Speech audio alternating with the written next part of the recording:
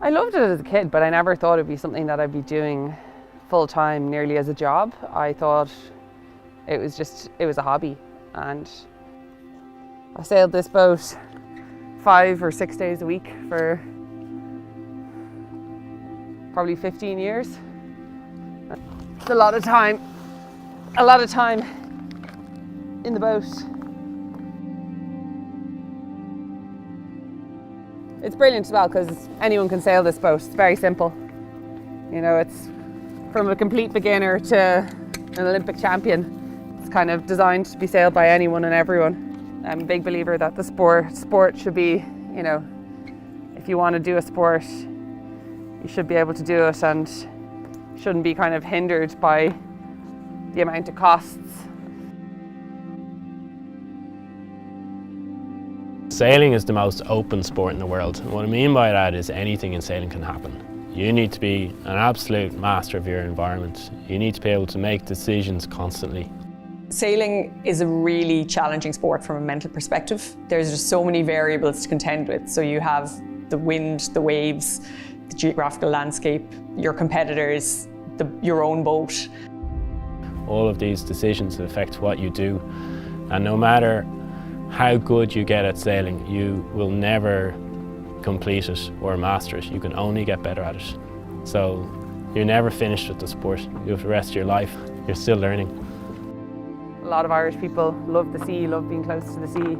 That's why I'd encourage more people to get into sailing. You know, it's a sport where you can go and be out in the ocean, and I think the biggest thing is the sort of different perspective you get on the world from the water.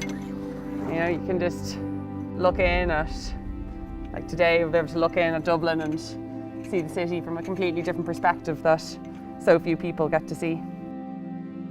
The feeling you get in a boat, like when you get it right with the sail or you get it right with the wave, you're being carried by nature. It is indescribable joy and pleasure to do that. On days like today, I don't think there's a better sport in the world.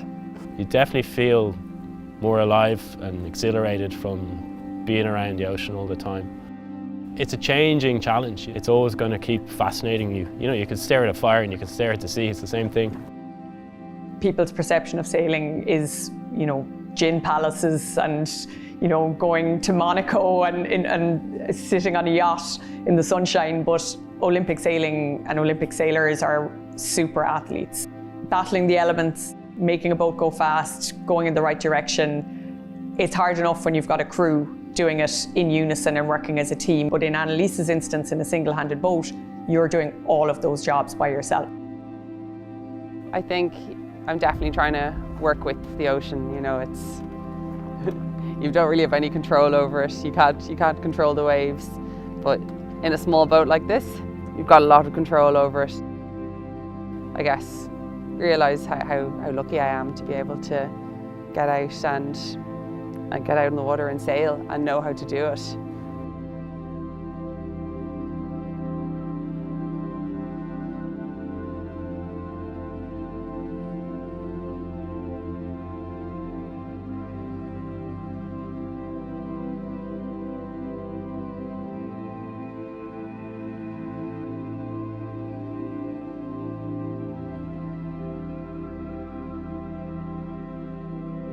You're introducing yourself to a stranger, no context of who you are. How do you introduce yourself? Probably at the moment it's like I'm Annalise Murphy and like I'm a bit lost in life. I haven't, I guess I retired from professional sport in 2021, and trying to like find that next step has been really difficult. Like I'm definitely not sad in my life, but I think it is a really hard transition when you wake up every day with this goal. You know the reason you're getting up, you know the reason you're training, you know the reason you're doing everything. It's for this singular purpose, and then when that's gone, it has been a difficult transition. I guess I haven't found my sort of life purpose yet. When somebody finishes their Olympic career, it's not a very easy space, and I don't know if it's an easy thing for people outside of sport to understand, because they've spent a lot of their life with the clearest purpose in the world, That retirement piece is a huge challenge. Like, it's just such a shift in who you are, what you've known for many, many years, how people interact with you. It's all encompassing when you're in it, and when people move on from it, they may need time to find what their new purpose is. And you're not tempted to go to the triple Olympian silver medalist, Volvo ocean racer, like the long list of stuff that's there? No, probably not. I guess they were achievements that, you know, I look back now and I'm so proud of, and I'm so lucky I got to do all of those things. But they're just parts of my life. They're parts of my story that have made me the person I am today. And I think they help me a lot with challenges I face now, but they don't sort of define me as a person. I'm probably still exactly the same person I was, you know, back 15 years ago, before I'd done any of the sort of sporting achievements. Your mom had been to Seoul in '88, so was that something that was, I'm not saying a part of everyday life, but was represented at home? I think growing up with an Olympian, and as like mum going to the 1988 Olympics, she was also a mother at that stage. My sister was born in '86, and then my dad was also a really keen sailor. They actually met sailing down in the Frostbites in Dunleary. So it's sort of, you know, full circle, being, you know, meeting sailing, and then she's at the Olympics. My dad actually went to the Olympics as their coach, because they, at the time, like, they couldn't afford to have a professional coach, and my dad was in the Air Corps, so they allowed him a bit of time off to go and be at the Olympics with my mum. So yeah, they had a love for sport and being outside, and I think that transferred into us as kids. It was also, I guess, because mum was an Olympian, and she did dream of going to more Olympics, but then life, 3 kids got in the way of that goal, probably. Like, I mean, there's some parents, like, you know, they're trying to live their dreams through their children, but, you know, I was always very keen that they did lots of sports. Sport is fun and it makes you feel good. I think that's how, I suppose that's how I grew up, and Annalise and Con is, you know, the same. And then '96 is your kind of first proper recollection maybe of the games? It is. So I was only 6, and I remember it was really exciting because Michelle Smith was doing so well in the pool. And I was being woken up in the middle of the night to watch the Olympics. Like, I was only 6, so I couldn't really understand why I was getting woken up in the middle of the night. But I was told, this is really important. You have to watch this. This is Irish history being made. It was hugely exciting in Ireland at the time that we were having someone that was winning medals in a sport like swimming. That's such a difficult sport to win medals in, which, well, we're now achieving again. But it's, that was my first sort of real memory of the Olympics. So it's family full of sailors, 1 brother, 1 sister. You're in the middle, is that right? Yeah. And quite competitive with your older sister. Yeah, my older sister and younger brother are actually very similar, and I was nearly the one we were all tried to kill each other when we were kids a bit, but I think every family kids try and kill each other. Like, it's funny when Claudine and Annalise used to race against each other, and they used to sail each other down the pan to finish last. You know, they were always trying to beat each other. My older sister, she wanted to go to the Olympics, and I think it was like in 2005 she announced, she's like, I'm going to the Olympics in Beijing. I remember thinking, I was like, all right, that's a bit, you know, that's a lofty ambition. I'd only just moved into the laser radial class at that stage, so I just started training with her, and then all I wanted to do was try and beat her. I saw her as the level to get to, and I wanted to try and get to that. Like, without her there, I never would have probably got to the level that I got to. And I don't think it was easy for Claudine as Annalise got faster and faster, and if I'm honest, we had some contentious training sessions. And in 2007, I think, we were over in the UK at a British qualifier, and the 2 of us were doing pretty well in the race, and she turned around and she started shouting at me saying, if you beat me in this race, I'm never going to talk to you again. And then we just started fighting. And we ended up coming by last and second last in the race. By the time I was like, we're just both shouting at each other, and we come in off the water and we're like killing each other. And so my mum was like, I need to do something about this. So she got a sailing coach and sort of sports psychologist over from the UK who she'd actually raced against in the 470 class when she was competing, a woman called Kathy Foster. I brought her over to sort out this sibling rivalry, and I'll never forget, she arrived and she had flip charts and markers. She said, I want you to draw out how you see your life in general in 10 years' time. And anyway, so we're drawing away. And I drew an Olympic podium with me standing on the top of it. And I think a few boats in the background, maybe a couple of seagulls or something like that. And my sister, she had an Olympic podium, she had a house, she had a husband and a family, she had that she was a doctor. There was like, her page was so full of stuff. Like it was amazing because her life looked amazing while mine looked very boring. And my sister Claudine said that was the moment she realised that I was probably going to be better at sailing than her, that I just had this one singular focus. That was the only thing I was thinking about at 17 was going to the Olympics. Incredibly prescient. I mean, Jesus, it was nearly a window into the future. So what happened to her Beijing dream? The two of us went down to New Zealand for the Olympic qualifiers in 2008. Actually, Ciara Pilo qualified Ireland for the spot at the Olympics, and so Ciara ended up going to Beijing. My sister we were happy enough. I think we'd done well for the level we were at the time. But that moment going down to New Zealand, and I think seeing everyone qualify for the Olympics and the emotion that they had, like I watched the Danish girls were crying because they just missed out. Ciara had got the last spot, and that was a moment where I was like, I want to get to the next Olympics. Up until then, it was nearly like a dream that I thought about but didn't actually think out loud. While there, I was like, this is what I want to do with my life. Annalise was really clear on her objectives of getting to the Olympics. That clarity of purpose and that drive was there from a really early age with Annalise. It allowed her, I think, to narrow her focus much earlier and also qualify for games at quite a young age. Like sailing is a late development sport, and Annalise was winning medals when she was 20 in World Cups. She was talking about a plan to take over the world, you know. And that's a critical part of it. The person has to have that vision in their head and that imagination to do something. And I definitely felt that then, and that we were lining up to do something like that. Can you give us any insights into what those conversations were like at home, where you're like, I think I'm headed this way, and I'm sure your parents were like, well, okay, but this thing over here is quite important.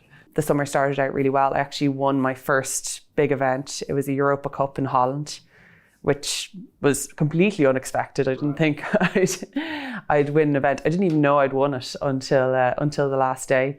And I beat some of my big competitors in the future, Marit Baumeister, who's now gone on to be the most successful female sailing Olympian ever. And then we went to the World Championships in Japan with my sister, and it was so exciting, I guess, going somewhere so far away. When the athlete's quite young, it's a real adventure, and there's a lot of new in it. What she was able to do in the boat as she was growing older was more akin to the capability of the senior men sailors. She was quite an exception. Had my first day, I did quite well, and then my second day I did a little bit better, and then on my third day I was winning a race, and I had Anna Tunnicliffe, the Beijing gold medalist, right behind me in the race, and I just kept on looking behind me like, she did actually get me by the finish line, because I just kept on looking at her and be like, I can't believe I'm beating Anna Tunnicliffe. So I finished second in that race, and I ended up finishing 8th overall at those World Championships, which was way above the level that I was at the time. And that was probably what changed my life. It was an 8th place qualifies you for world-class funding from Sport Ireland. So after the last race, I called my dad and I was like, Dad, I'm going to get 20,000 euros next year to go sailing. And he started laughing at me. He was like, no, you're not. They're not going to give you that money. I was like, no, they are. I was like, I've seen it on the internet. I've done the results. And so then I kind of had the conversation with my parents. I was like, look, every single girl in the top 20, if not top 30 in the world, are full-time. It's the only real chance I have to improve is to go full-time. I need to defer my degree from college. So they were a bit they're like, why don't you do it for a year? And if it's not working out, you're back to college. So I was like, yeah, grand. So I deferred my degree from UCD, and and headed off full time. And like, in 2009, it was really the start of the recession. It was a really tough time for everyone, but so many family, friends, club members, people of the Irish sailing community kind of got behind me and helped me out with like small donations to quite big donations to help me kind of get me through my like first sort of 4 months of full-time sailing before my big money came in from Sport Ireland.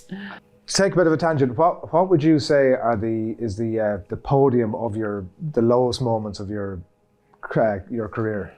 Yeah. What's the 3, 2, 1? So probably one of the worst. I have a few, but I had a really bad event at the start of 2010. I went to Miami, and I'd gone down to Australia for the winter. I'd had a really successful campaign down there. I'd won the Down Under series. I'd done really well.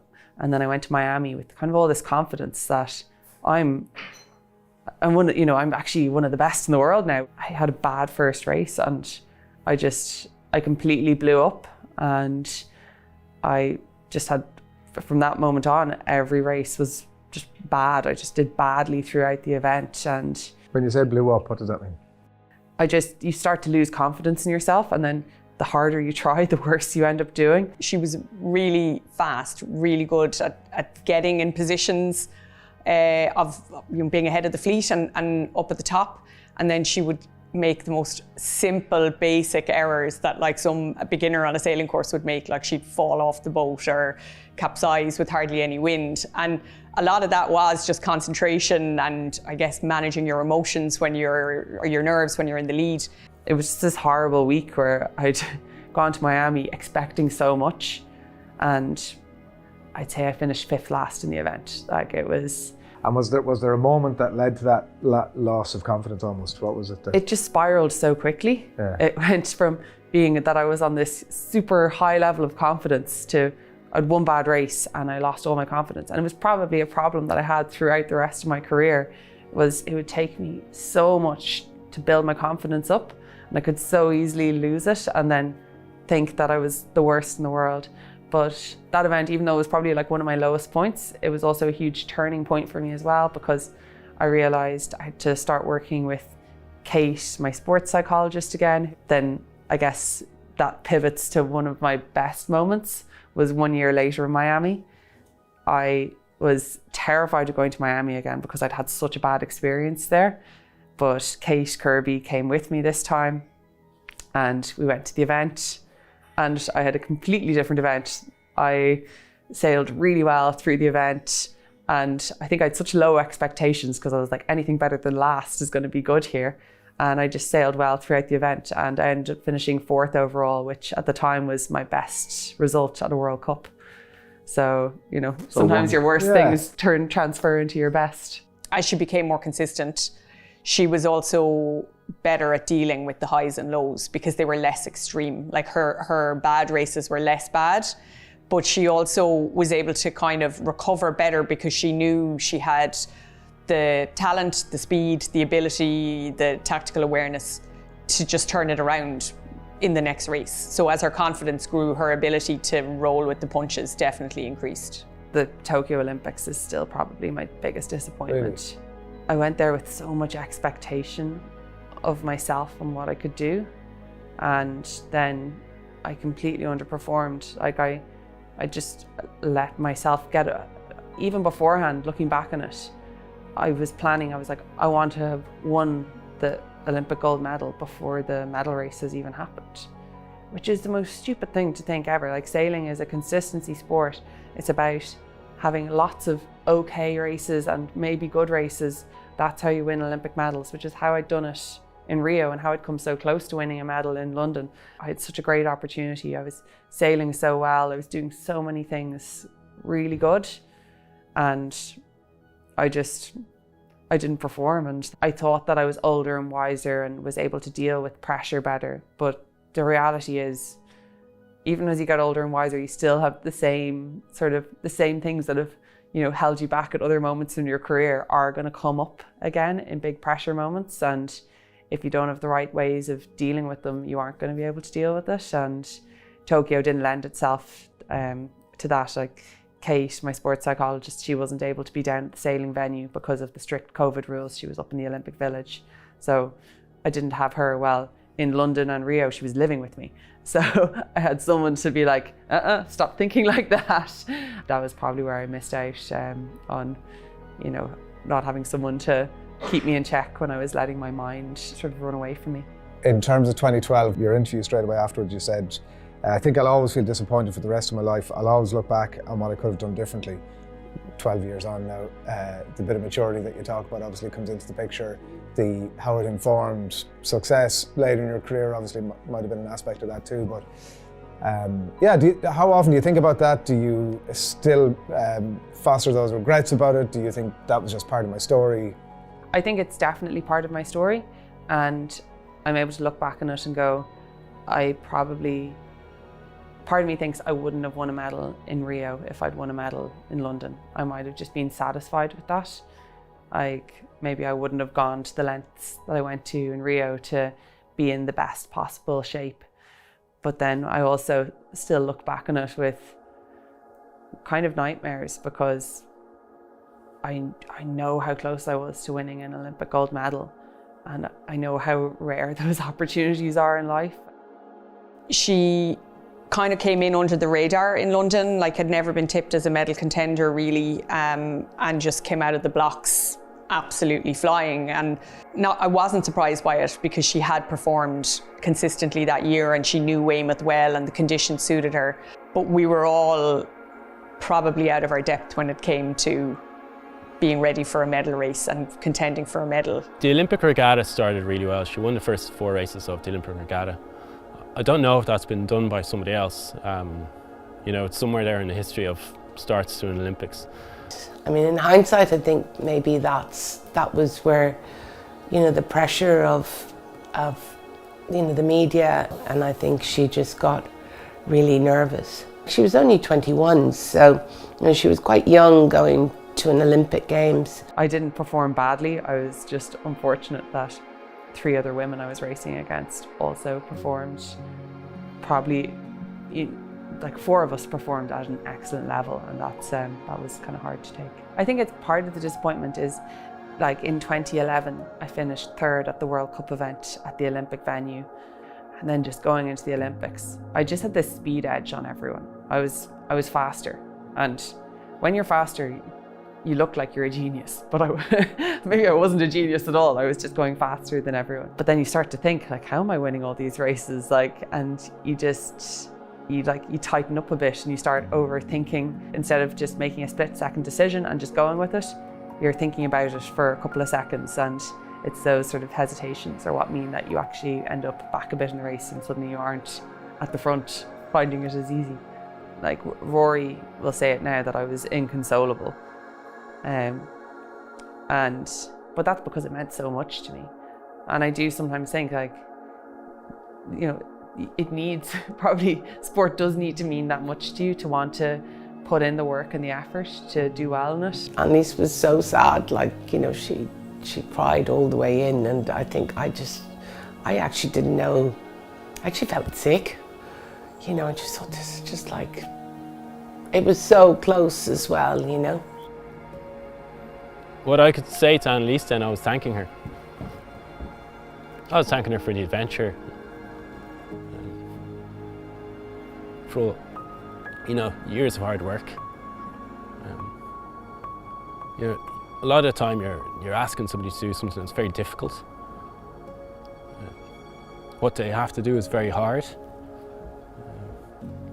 You know, it's the Olympic Games. It's the edge of what human beings can do. So you drive people very, very hard. So, but we had an adventure doing it, and I was thanking her for that. It wasn't too much about the moment of the race. It was about the 4 years, the 6 or 8 years prior to that. The moment I finished the race, we had that conversation thanking her, but I think Annalise cried for about 45 minutes afterwards, solid. I'd say she was dehydrated by the time we got back ashore. And it is like something died. they have a medal in their fingertips, and you know, when the memory of it comes round, it's the best word to describe it is haunting. You know, that moment, it lets you know that there's another standard that needs to be achieved, and it's very difficult to do, but it's something that is doable for somebody who comes forth. And then they have a real big life decision if they're going to put themselves through it. All that experience that I gained in London, I was able to use in Rio when I was in a similar situation going into a medal race, and to be able to have a totally different attitude. I had so much fear going into the London medal race of losing. While in Rio, I didn't have that fear. I knew if you can go in and just be terrified and not perform, and you're going to be very sad, or you can go and just try and race your best and be aware that people might be better than you on the day, but you can only go and do your best. The medal in Rio, what was your, did you need that to legitimise the investment of time, to put London in the whatever sort of rearview mirror? Not quite, it turns out, but how much did you need that to legitimise things? I suppose if it didn't happen, what sort of space would you be in? I don't know, probably if it didn't happen, we probably wouldn't be having this conversation today. That is the reality of what an Olympic medal does to your life. They're so rare, it's that extra achievement that, I don't know, I think it would have meant I would have felt, I definitely feel that Olympic medal in Rio made my career really worth it. And I know you shouldn't define your happiness or success on results, but it's really hard. I've seen loads of good friends put their lives into the Olympic Games, and they had the potential to win Olympic medals and they didn't. The formation of the direction for Rio was actually quite difficult, because the technical skill set of Annalise was very well suited for London. But Rio was a completely different kettle of fish. It was a much, much higher demand. The year of Rio, she was having a lot of really bad events. Like her head, she'd convinced herself that Rio was going to be a light weather regatta and that she wouldn't be able to do well in it. Person after person was coming up to her like at a funeral saying, "Oh, it looks like it's going to be light at the next Olympics, so I'm really sorry about that." And it's basically everybody telling you that you can't do something. The first time we went to Rio then, it was light. And Annalise didn't like it. We had to reform and reshape and completely adapt to what that venue demanded, and that didn't come easy. Annalise really embraced that element of teamship, and I think people might be surprised by that in a single-handed sailing event where you're out on the water on your own. You don't even talk to your coach during the race, and not for 6 minutes before the race. It was so important to her to have that team. Annalise and Rory's coaching relationship went on for 15 years. I worked with her on and off for a similar amount of time. It just helped that feeling of being a part of something bigger than yourself. So we spent a huge amount of time then in Brazil. We were over and back more than anybody, I think, except the gold medalists. Maybe got a few more days than us, but we had about 130 days there. And we figured out the different race courses, some through weather modelling, some through our own experience, some through giving the local coach a few too many beers at the bar. He'll spill the beans on the tidal flows, We knew the place better than anybody. We were doing a regatta there and I was thinking, Jesus, I think we've got this. We had a meeting and she was able to say, I'm so scared, what if I come fourth again? So we were able to go, okay, well, let's look back at what you learned from your experience in London. And Rory, in fairness, had a whole list of the debrief notes ready to go. He had them and he said, this is in your own words here. What would you do if you could do the race again? And she said, I would seek the opportunity to win, not fear losing.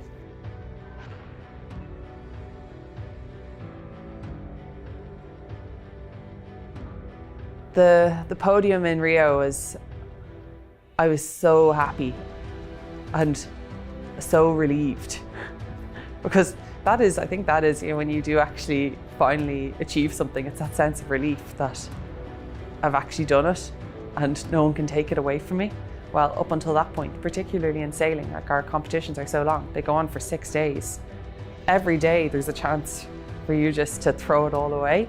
While once I was there on the podium in Rio, I knew no one could be like, actually, we've changed our mind, we can take that away from you. I was like, it's mine now. The biggest thing for me was the performance that was put on the water. It was everything that people said you couldn't do. So this is what I was saying to Annalise. I was like, they said you couldn't do this. Nobody believed this was possible. I think her odds were about 100 to 1, you know, in Paddy Power to medal, because she had finished last the previous year in the test event. I was yelling at her at the way in. It's like, you proved them wrong, you did everything.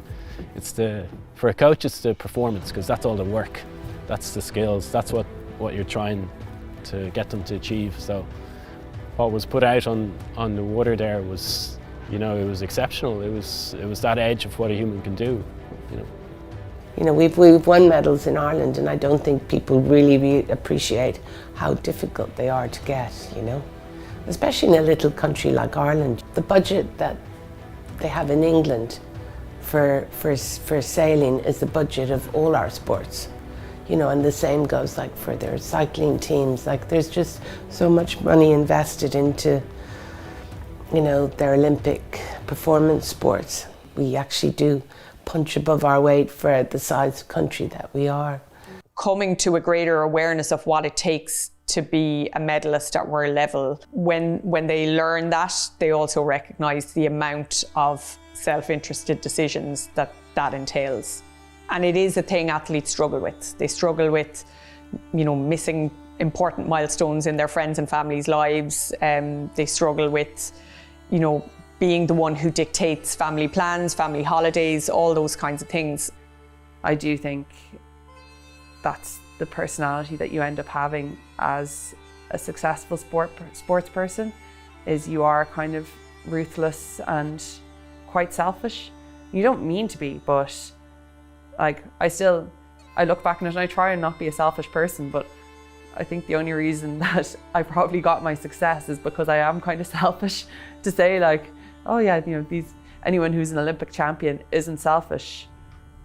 You have to be. You have to prioritize yourself above everything else. And it's, it was, I guess it was a real eye-opener for me. It probably made me realize you have to be way more aware of how other people feel.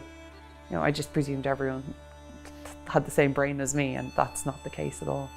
I love competing. I think I love competing in anything. You know, if there's like a finish line or something, it's what excites me in life. Part of the Allianz campaign is in relation to Stop the Drop and kids giving up sport between primary school and secondary school. What's your experience of that? It's like something I'm really passionate about, is trying to keep girls in sport, particularly as they're going through being through teenage years, and then even still on after school and into college, because like, there's just so much sort of research out there to show how much confidence sports give you, how much resilience it gives you, like how you don't have to be a professional sports person to get all the benefits out of doing sport on a regular basis, and then it helping you in every other aspect of your life, you know, in your career, in your relationships, in your sort of mental health.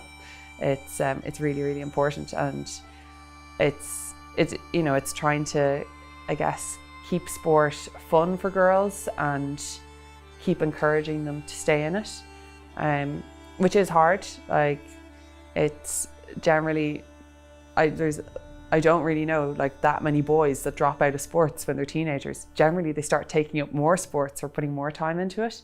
Well, a lot of girls, they do drop out of sports when they're teenagers, maybe to focus more on their studies, but there's a lot of evidence to show that actually it's better for, you know, if you're busy doing sports and your study, it's nearly better. While if you're just focusing on one thing, that's not so good. I think sailing, I found that that was my sport. Like, I had so much freedom doing it, and I loved the fact that as an 11-year-old, I was given a boat and I could just go off and go wherever I wanted. I was off sailing around the harbour, you know, seeing things. Like, no one could tell me that I needed to go somewhere else, it's a rare thing that you're given so much freedom at such a young age. Yeah, I would just say that it's really important to keep girls in sport. It is, and it's a really difficult thing to do as well. And then also just hammering down the importance of how much you get out of it as well. and mainly, if nothing else, the friendships. Kathy's back in the scene. She slides you across an A4 bit of paper and a pencil and she says, next 10 years, Annalise, draw the pictures. What are they? I don't know. I'd love to have found whatever my next sort of passion is, something that gets me up in the morning, that makes me excited to want to do it. I'd love to help, I guess, next generation of Olympians, particularly in sailing. We've got such a talented group coming through now and loads of great kids coming up through the system as well. So I definitely want to try and give back as much as I can, because you gain so much knowledge over your years of Olympic campaigning, and I wouldn't want that just to all go to waste. It's all encompassing when you're in it, and when people move on from it, you know, they may need time to find what their new purpose is. One of the things I really like about Annalise is just she never sees the barriers to things. Like she rarely look at a challenge and go like, oh no, I couldn't do that, or you know, that's impossible.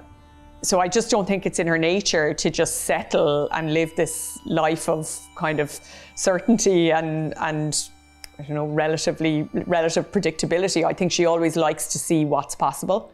I guess anyone who's watching who is dreaming about, you know, doing something in sport, whatever level, it's like, just go for it. Like, you first of all, you have to have crazy dreams. Like, you can't, you know, like Olympic medals, they are crazy dreams. That's how they start out, and then maybe you get something out of them, and you'll never look back on it and regret, oh, I wish I hadn't done that. Like, even though, you know, now I'm trying to figure out what I'm going to do with my life, which is kind of difficult, I still have no regrets about the life that I got from being a full-time athlete.